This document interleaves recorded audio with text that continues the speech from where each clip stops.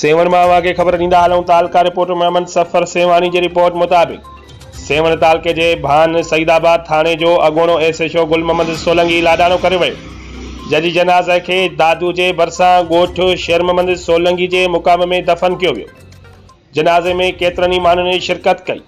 भान सईदाबाद जी मुअज़्ज़ज़ शख़्सियत साईं सैद मोहम्मद शाह समेत ॿियनि केतिरनि भान सईदाबाद जे रहवासियुनि वॾे अंग में शिरकत कई। अगोणो एसएचओ सब इंस्पेक्टर गुल मोहम्मद सोलंकी कुछ वक्त बीमार रहण बैदि काल असां विछड़ी वियो, जंहिंखे ॻोठ शेर मोहम्मद सोलंकीअ में मिटीअ मां हवाले कियो वियो। नौजवान सियासी अॻुवान सैयद मोहम्मद शाह ॻोठ शेर मोहम्मद सोलंकी पहुची मरहूम गुल मोहम्मद सोलंकीअ जे जनाज़ा नमाज़ में शिरकत कई ऐं संदसि भाइरनि सां ताज़ियत ऐं ॾुख जो इज़हार कंदे मग़फ़िरत लाइ दुआ घुरी।